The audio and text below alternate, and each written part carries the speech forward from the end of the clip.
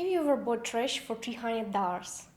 No, you didn't mishear me. I'm the one holding it, having paid $300 of my own money for the privilege. What I'm holding isn't just a garbage bag, it's an arc of shamelessness. It's a downgrade of civilization, blatantly hiding behind a layer of cellophane. It doesn't conceal its contents, it's their apotheosis. Inside isn't a pair of shoes. Inside the manufacturer's I don't give a damn materialized. It's a level of audacity so blatant even a landfill, if it could speak, would say, thanks, but not thanks, I already have enough of this. We live in a world where a person doesn't pay $300 for a thing, they pay for the right to throw the thing away in 2 weeks and to become an accomplice in a chain of ruthless, irrational consumption dragged into it by a manufacturer who couldn't care less. The weight of this bag isn't measured in grams, it's measured in the burden of existential irreversible futility. Because no matter how hard you chase quality, there will always be something counterfeit, masquerading as the real thing. And here you are, holding a garbage bag, ripping sharp, bitter phrases with the name Ash, all to push back against that futility and to prove that you, as the consumer, are a person, not a phantom with a surplus of cash and a deficit of brains. My name is Anastasia, and I am more than just a part of a monthly report, more than a receipt number or a conversion metric. At the very least, I am an internet personality with my own YouTube channel. At most, I am a person, a seeker, someone who looks for the unique and the unassuming to show you what's genuinely worth your attention. And what doesn't deserve the light, to honestly dissect it piece by piece. And not forget those dotted I's that manufacturers so carefully choose not to see. Or maybe don't even want to. So today we're going to find out how and why a brand like Ash allows something to be sold that after just 4 months of reasonable wear looks like it's being tortured, abused, and subjected to unspeakable cruelty. Before despair, I didn't even know such a thing could be produced at all, let alone sold for money. It's almost embarrassing to even think about. Our fateful meeting happened on a cool, romantic November day in Seoul.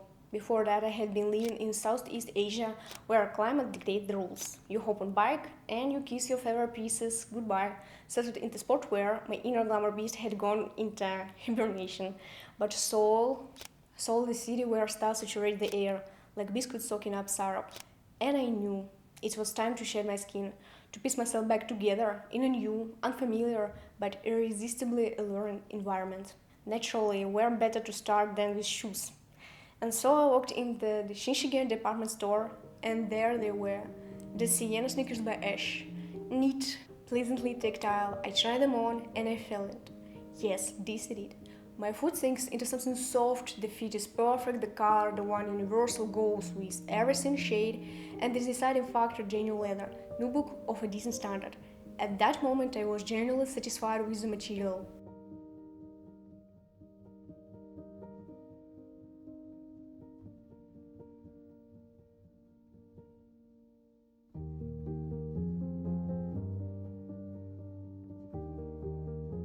I tap my card, the game begins.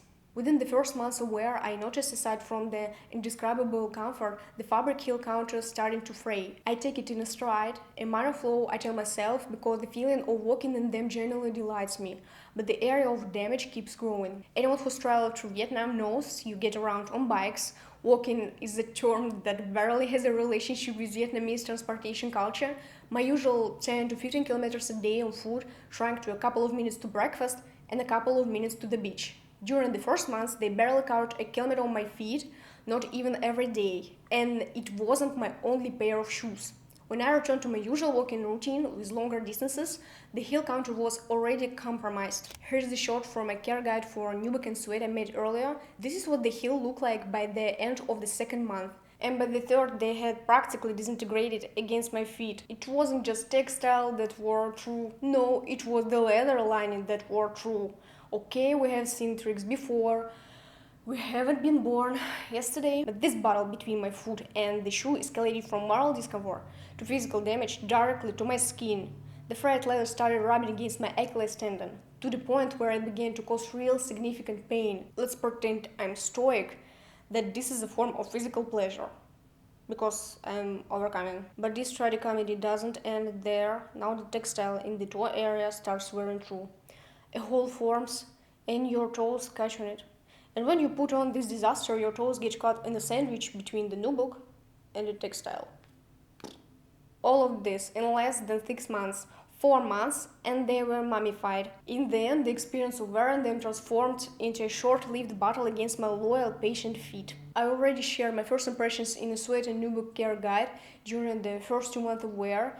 At first glance, they look decent, neat, solid, even beautiful. And now, after just a little more time, only 4 months from purchase to the military campaign against my entirely innocent foot, today I'm showing you the real experience with these sneakers. Remember, at the beginning I said we wouldn't just be discussing and condemning, but dissecting piece by piece. It wasn't a figure of speech. Today we're literally going to perform an improvised autopsy of these, let's call them what they are fantastic beasts. On the outside they look perfectly presentable and decent. But what's inside? Let's begin. Let's start by assessing their outside. They look decent at first glance, like I mentioned, but that decency is deceptive because the creases here are from wear.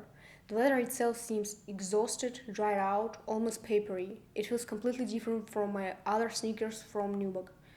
You might also notice some patchy discoloration on the surface. It appeared after cleaning, and I cleaned them gently, the same way I do all my shoes.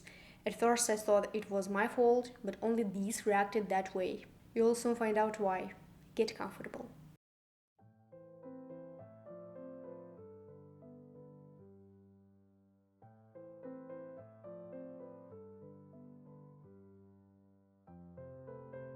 So what do you think? It looked like these sneakers were rubbed against cobblestones, not a woman's foot. You can see where the textile wore through first, and then the leather, right down to the reinforcement, a mystery substance.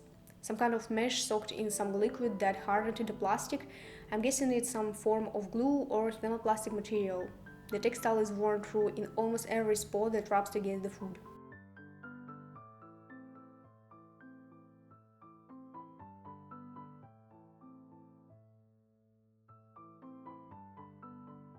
Now let's start the dissection by separating the sole. Honestly, what awaited us inside, I never could have imagined. I was hoping for a much brighter picture.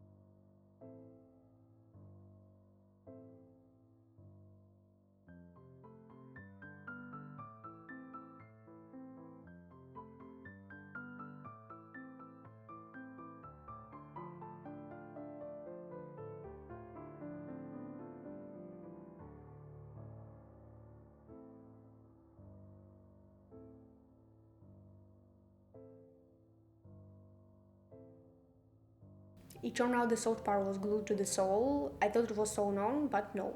We'll have to cut through it. I wonder how often people in life actually get to say that phrase. Anyway, the first cut was tough, and cutting through the heel area was harder than expected. I even thought, wow, that's thick leather. Then everything fell into place.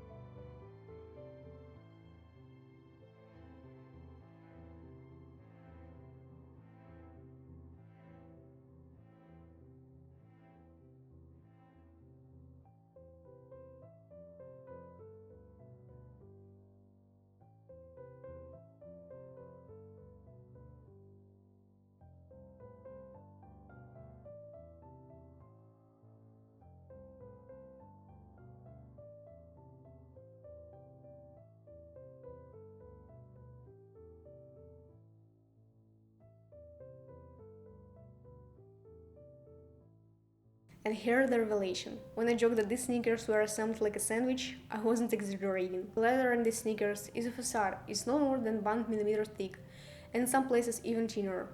At this thickness and quality, you can't even breathe on it, let alone clean it.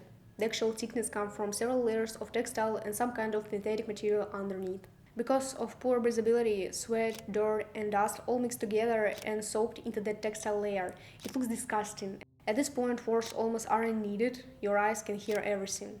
The insole is a whole other story. It started gradually breaking down from sweat, and later, after cleaning, it just kept deteriorating. Take a look at the thickness of the leather layer. I compare it to cardboard, it's the same. And look, what an inspiring flat lay it turned out to be. What we have just seen and felt is something called a premium sneaker. After 4 months on a neat feminine foot, though it seems they were worn by no one other than a gargoyle with clothes. Maybe she did wear them when I wasn't looking.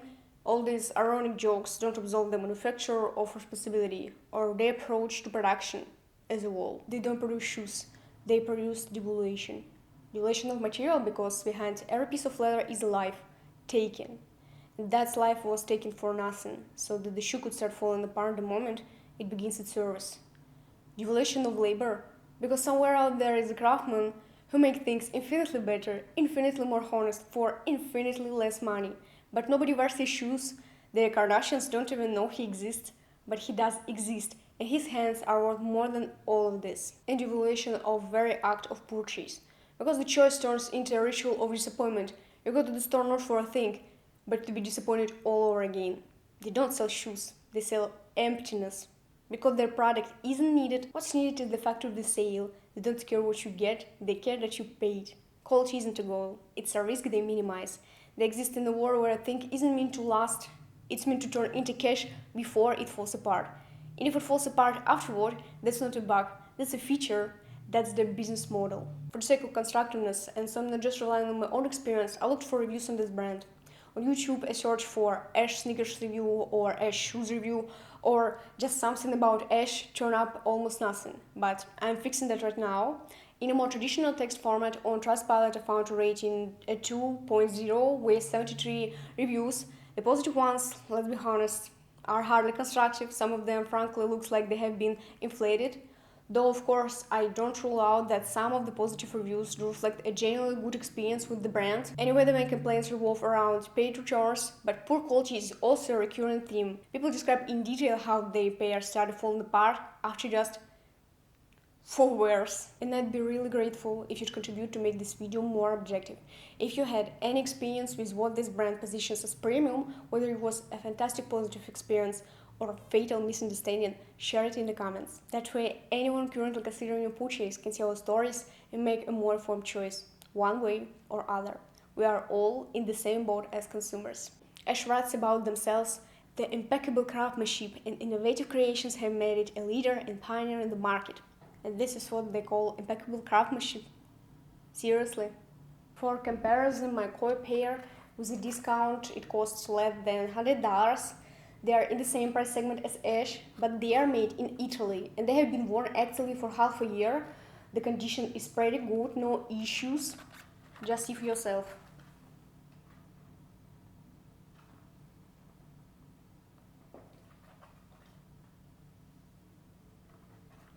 And here are my Santoni, of course. With a discount, 170 euros. On the official site, discount items rarely go below $500 and it's justified. I find mine in the depth of the internet. Actually a well-known outlet. Pure gold for pennies. Having them sit next to this Ash is honestly an insult on my part. It's like comparing the La Gioconda to vandalism scrawled on a fence. But I need to show you shoes in a video about shoes, not only the trash produced by the similar name company.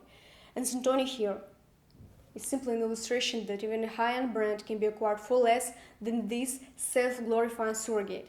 And if I'm more than confident about this Santoni the last 5, maybe 10 years, Koio still has yet to prove itself. Stick around, I'll definitely do a review after a year or wear. I think this photo speaks for itself. And still returning to the main subject of discussion. Is $300 expensive? No, if you're getting a good pair of shoes. In some cases it's even cheap. Sometimes it's very, very, very cheap. But in this case, it's a ruthless audacity to take money for something that destined for disposal within a month. Paying $200 for trash, it's a cross. It's really very impossible and funny joke. To wrap up this emotionally charged episode, I want to share a personal reflection. Maybe it will give someone food for thought. More than anything, I had been disappointed in people, in relationship, and in my own choices. And without doubt, I am disappointed in this purchase, or rather in this loss. Because this wasn't a purchase, it was a loss of money, of time, and most importantly, trust. Trust is staying open to discover something new, in today's case, new brands, trust in first impressions, the willingness to give a chance to someone who hasn't yet proven they deserve to be worn. But you know what? In psychology, this is called liberation from illusions. Disappointment isn't the end, it's the moment when you finally see reality, to honestly evaluate your experience, reason your goals, and move forward more consciously. Not buying this ash, I would never have known what a real surrogate looks like, disguised as strong, bold, thought-after brand. Not living through this pain, I wouldn't have learned to distinguish mediocrity from stylistic restraint. Today's disappointment is an experience from which I have learned one thing. I still have so much to learn to distinguish meaning from its imitation. My revelation today isn't an isolated case. It's a universal everyday reality, like the frozen vegetables in your freezer that you have been meaning to eat since last year, like the weekly promise to start losing weight by summer. It's a closed loop, a cycle of false promises. We buy, it falls apart, we get angry, we accept it, and we throw it away. At best, we leave feedback to people who couldn't care less. But here's the difference. If our inability to get our act together is our personal relationship with ourselves, where we are only responsible to ourselves and only we suffer, then this is different. Unjustified arrogance and the substitution of concepts by a fashion brand hurts us, the consumers, and guarantees profits for the former. Remember, you are not a recipe, you are not a conversion metric. You're a person who deserves to have things serve you, not the other way around. Don't let yourself be turned into a link in an endless chain. Buy, use, throw away. Conscious consumption doesn't start with your wallet, it starts with the question, how long will this last? And now I say goodbye. But this time not only to you, but also to the brand Ash. It was a short, very instructive story. And if we dare we will see each other again next week, then my story with Ash ends here and now.